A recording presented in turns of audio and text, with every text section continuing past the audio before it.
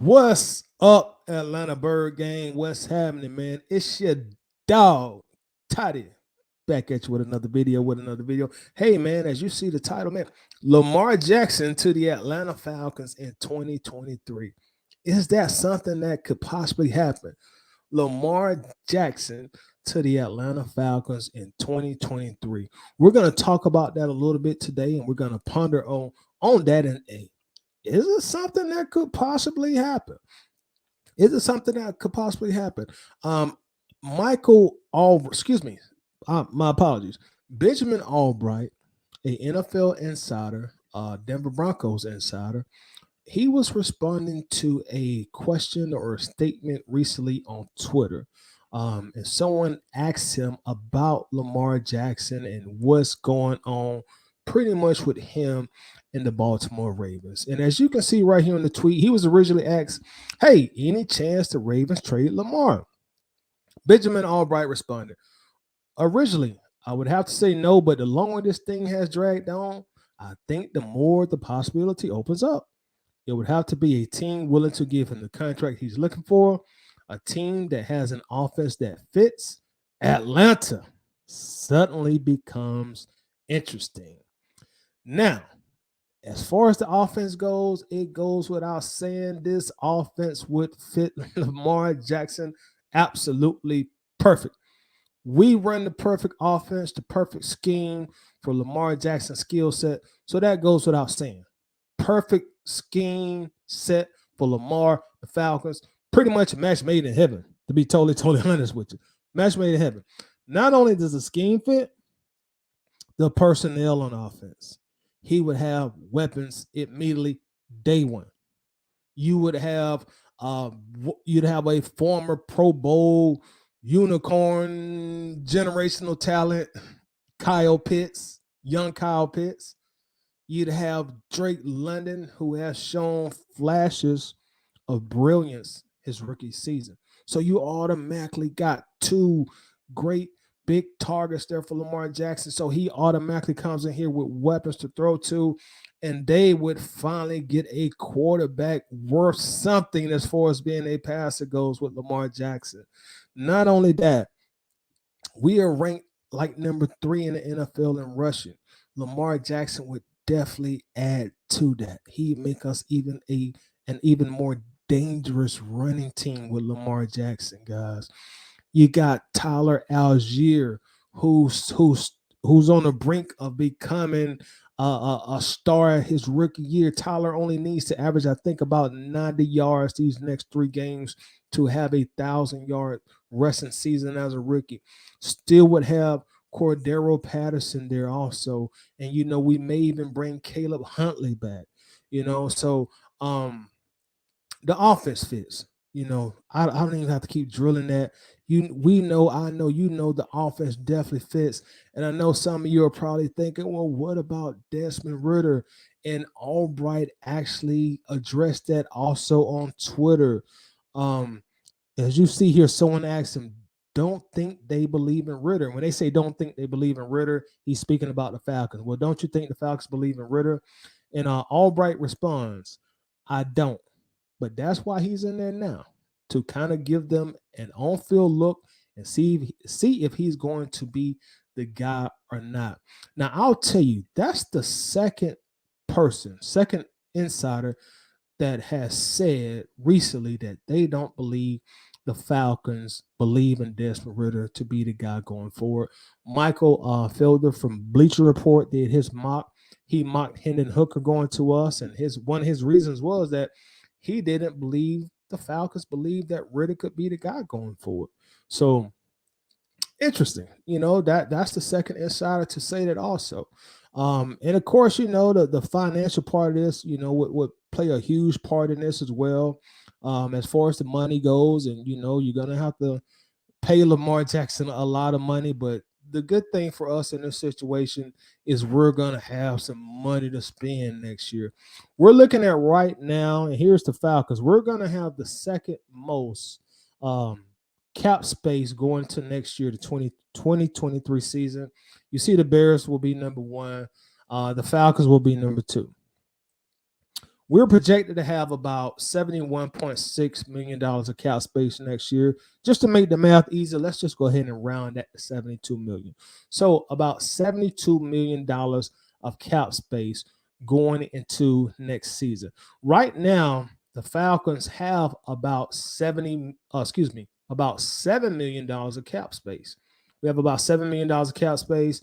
I hate to be a negative Norris, but I definitely don't see the Falcons making the playoffs. So I don't really anticipate we will be signing anyone else noteworthy. And when I say noteworthy, meaning that's going to cost us a lot of money. So with us having about $70 million, I keep saying 70, but with us having about $7 million worth of cap space currently, we can carry that over. So if we look on the conservative end, let's say we carry over about $6 million of cap space, so that'll give us just right there, that's $78 million that we will have available to spend. And the reason I'm talking about that, because we're going to need that kind of money to sign a guy like Lamar Jackson based on what he's looking to make from the Ravens or whoever is going to be his next team. And also, the kind of salary that he's going to command. So let's also take a look at Deshaun Watson. Let's use the Deshaun Watson trade as a comp. And when I say comp, I mean a comparable. Let's use that as a comparable, and that way we can get some type of idea of what it would cost the Falcons.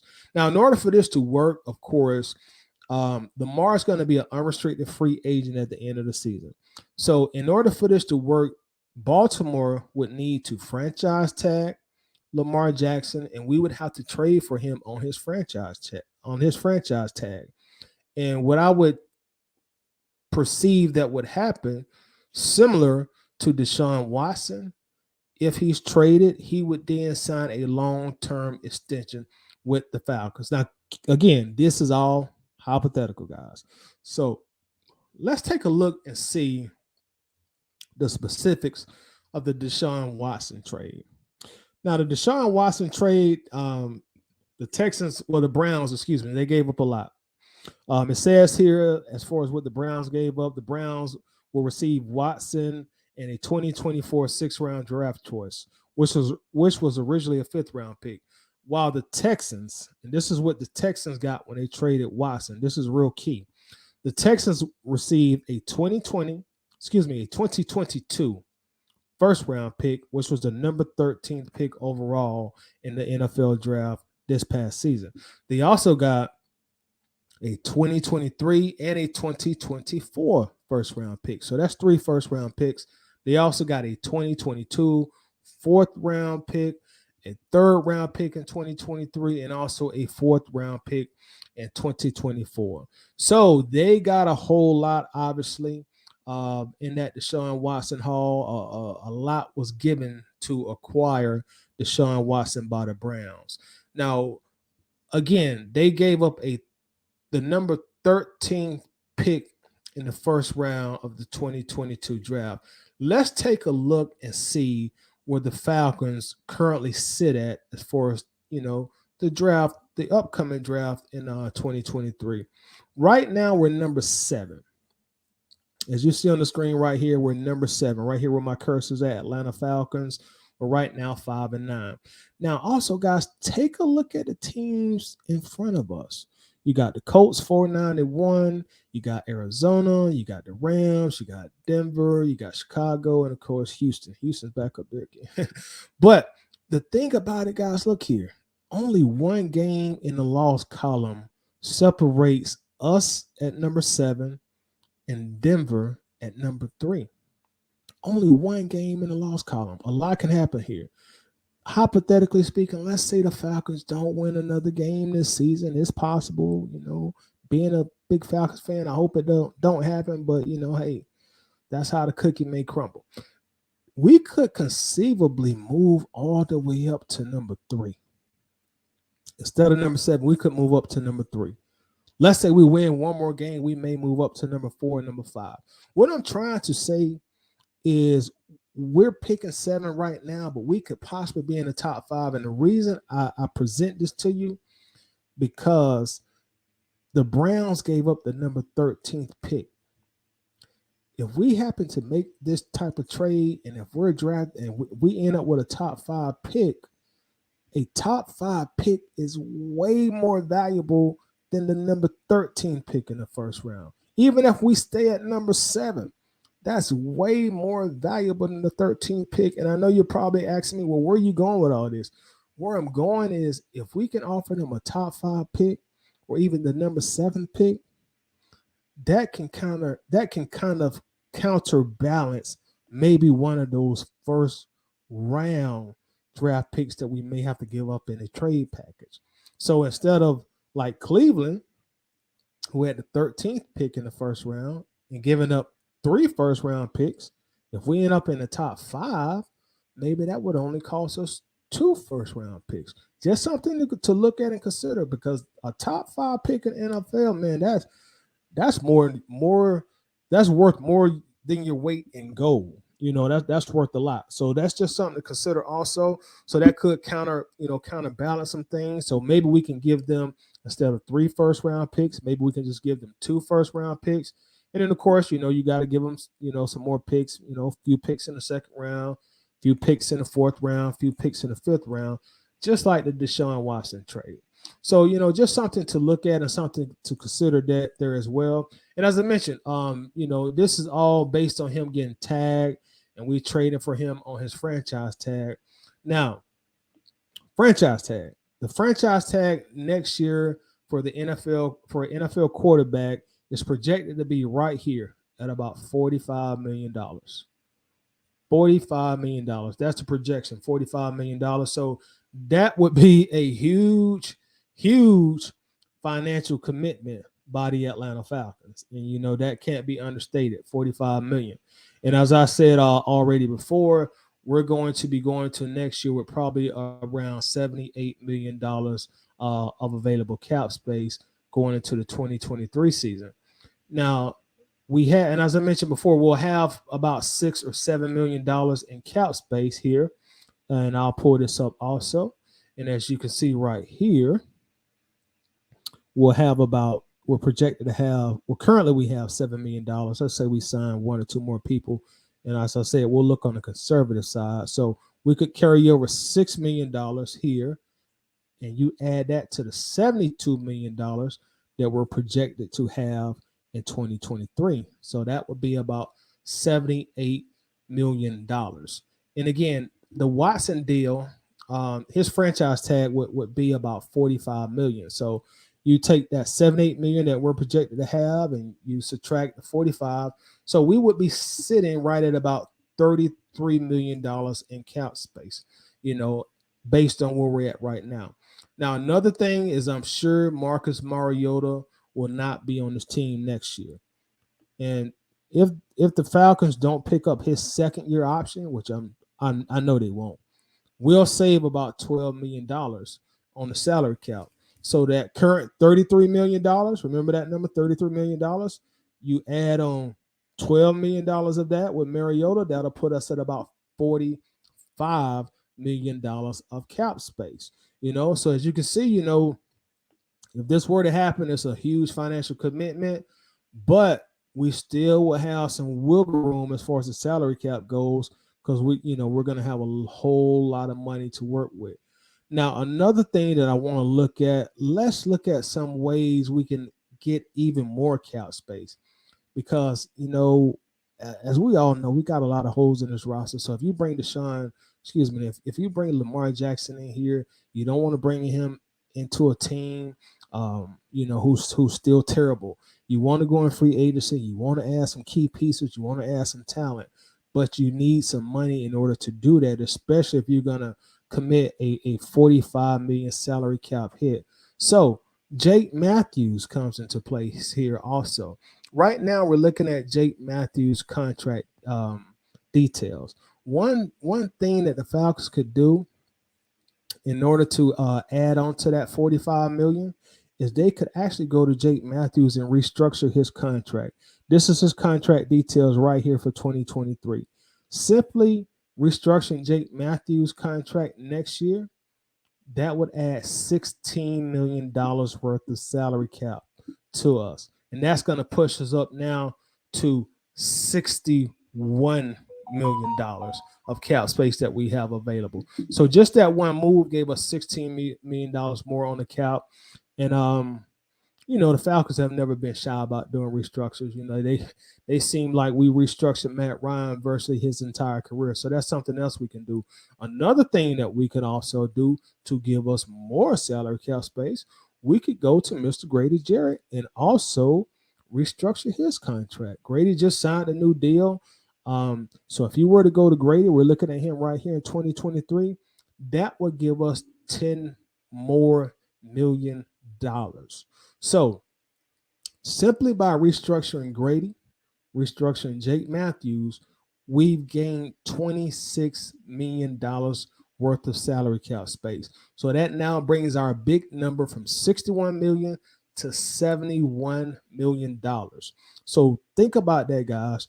We could conceivably trade for Lamar Jackson, pay him $45 million for his franchise tag, and I'm sure they would redo the deal. But we're just going to look at it this way for right now. So we could trade for Lamar Jackson and also create $71 million worth of cap space to go into free agency, to get better talent on the defense, maybe find us a upgrade at left guard. $71 million, that still would go a long way. It'll go a long way. So just some things to look at and consider as far as the money. The money definitely works. Without a doubt, the money works. Again, it's going to be a huge financial commitment by the Falcons, but the money works. And we spoke about Deshaun Watson earlier. Think about this. The Falcons, Fontenot, Arthur Smith, and also Arthur Blank. You can't make this kind of move without talking to the big man upstairs. So the Falcons front office, they were not shy. They were not timid. They were not scared to pursue Deshaun Watson very, very heavily, very publicly, and very aggressively this past offseason. And we almost got him. If it wasn't for the Browns getting desperate at the 12th hour, he would have been in Atlanta, and I'm not making this video.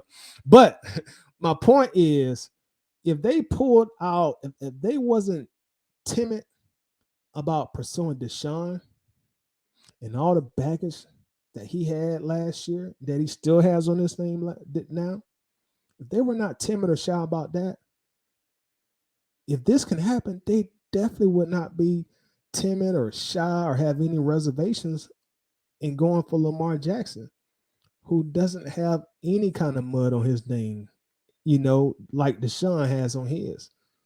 So look at that. Because again, the Falcons definitely were not shy in pursuing Deshaun Watson. Another thing to consider, man, like bringing Lamar Jackson to the Falcons, that would totally revamp, re-energize this fan base. A fan base who has had to deal with so much emotionally. I don't want to use the word trauma, but if you were Falcons fans, you've had some emotional trauma dealing with these Falcons. But it would definitely re-energize this fan base, man. Atlanta is definitely a party city. Atlantans, Falcons fans, Georgians, they like to be entertained. And Lamar Jackson would definitely fit the bill. And it's not even about just having somebody here who's excited and could entertain us fans, but you got a top-tier elite quarterback who has the talent to win a Super Bowl. That's the most important thing. But, the re-energizing the fan base, that goes into this also. Because I can guarantee you Arthur Blank is not satisfied with with the fan output at Mercedes-Benz Stadium. He's tired of looking up from his suite, seeing those empty seats. He's tired of other fans coming here taking over his stadium. He's tired of it. So you got to look at that also. The Steelers game, still shout out to Steelers Nation. They've always traveled well. But, man, it was probably about 70% Steelers fans, 30% Falcons fans. That was a home game for Pittsburgh. You bring a guy like Lamar Jackson here, that's not going to happen anymore. You bring Lamar Jackson in here week 1 of the 2023 season, it's going to be full 70,000 plus Falcons fans. And of and I know Arthur Blank has that pride about him. He built that big, beautiful stadium, and when he goes there on Sunday, he wants it to be filled with Falcons fans. And before every game, after every game, owners normally shake hands midfield, and he wants to at his home, his crib, his stadium. He don't want to shake hands with an owner in Atlanta, and that owner has more fans than he has. Your pride comes into play with that also. And the money thing. It would cost us a whole lot of money to get Lamar Jackson, but the Falcons would make a lot of money with Lamar Jackson. Again, now you got Falcons fans coming in the stadium. You got Falcons fans buying Falcons merchandise now. You got Falcons fans making Lamar Jackson the highest selling jersey in the NFL. And it has only been one Falcon in history to have the number one selling jersey in the NFL, and that was Mr. Michael Vick. So this makes a lot of sense on so many different levels, football-wise, entertainment-wise, and the financial part of it on the back end for the Falcons, namely Arthur Blank. Because Lamar Jackson would definitely pump more money into Arthur's pockets. So just wanted to present that to you guys. Again, NFL Insider, Denver Broncos Insider, Benjamin Albright, something that he spoke about on Twitter. But I want you guys to tell me your thought. You think this would be a great idea for Atlanta going forward? Do you think it would be a terrible idea? Do you think the contract would be too much? Do you think we got too many holes on this team that we'd have to worry about first? So just tell me your thoughts. And I know somebody's thinking, well, what about Desmond Ridder? What about Desmond Ridder? Much respect to Ridder, but he hasn't given the Falcons anything yet. Nothing at all. So don't let that hinder you from thinking that this would be a good idea for the Falcons if you think it's a good idea for the Falcons. But, I'm not trying to persuade you one way or the other. Give me your honest thoughts in the comment. Comment and tell me what you think. Hey, Tidy, great idea. Hey, Tidy, no, bad idea. Great idea because, or bad idea because. Either way, let's talk about it in the comment section. Let's chop it up in the comments. Comment your thoughts. I'll be in the comments, and we'll talk about it. Good idea, bad idea. And again, I'm not saying that this is something that's definitely going to happen, but it's possible. It's possible. You got guys in the mainstream media talking about it now, so it's quite possible. But if you enjoyed this video and if you enjoy the content that we provide on this channel, do us a huge favor. Hit that subscribe button.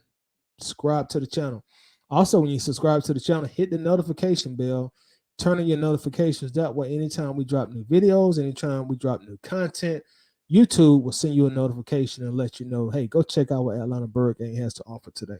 So subscribe to the channel, man. We are on a 1,000 subscriber grind. We're trying to get to that 1,000 subscribers. So help us out. We're about 333 subscribers now. So good ways to go. But with your help, we'll definitely get there. Also, don't forget to smash that like button. Smash it. Don't hit the like. Smash the like button. But I'm going to get with y'all, man. As I always say, man, I'll see y'all the next time I see y'all.